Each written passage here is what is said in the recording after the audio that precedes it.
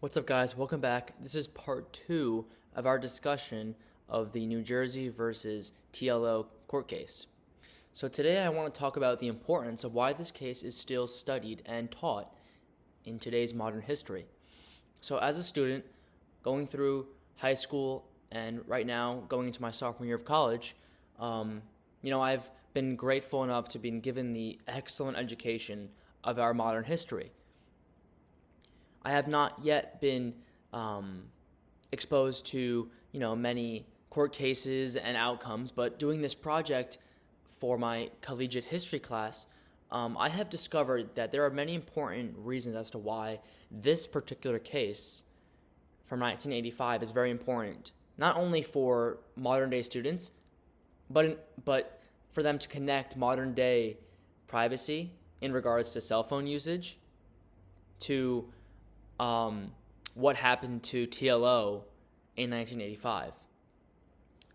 So if we don't have this prior knowledge of what previously happened in the 80s with the privacy laws and the implications of the Fourth Amendment, then we can't make lawful decisions in modern day schools regarding cell phones. Every student nowadays has cell phones.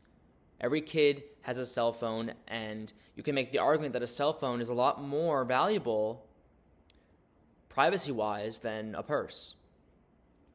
So I believe that this case is very important to be studied because we just cannot understand how the Fourth Amendment actually works without understanding how it was used in this particular case. T.L.O provided information to the vice principal stating that she wasn't a smoker, stating that she had no involvement with any drugs.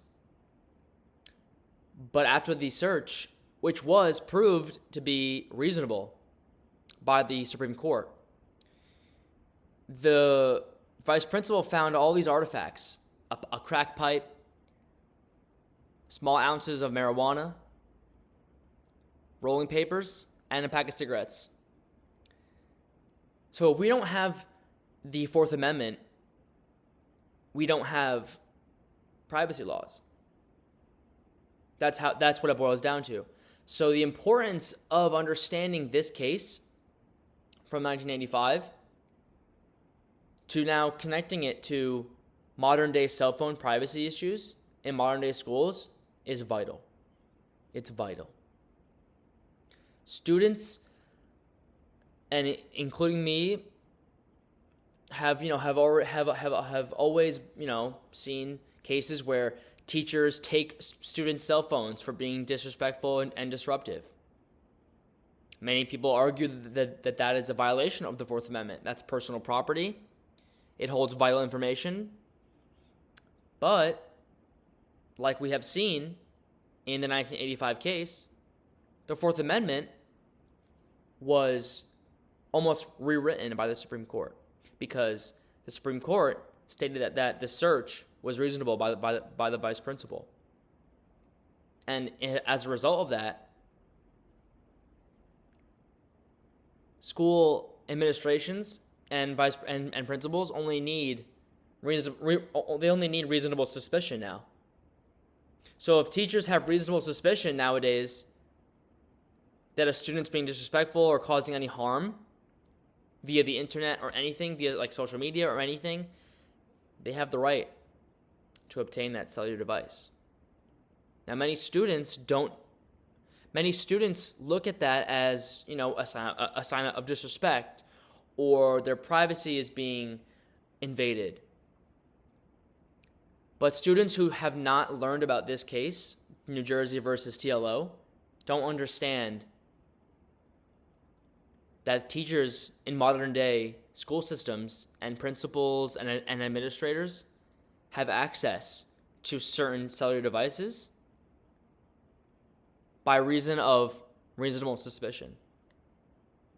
So this case is extremely important in modern history and modern school systems because it allows students to understand how privacy has been rewritten, how privacy laws have been rewritten by the Supreme Court via this case. If a student has provided a reasonable suspicion, a teacher, a principal, an administrator has every right to obtain that device, just by reason of suspicion. So no, it is not. It has nothing to do with invading of privacy. It has everything to do with the ruling of the 1985 case and how the Supreme Court created the reasonable suspicion.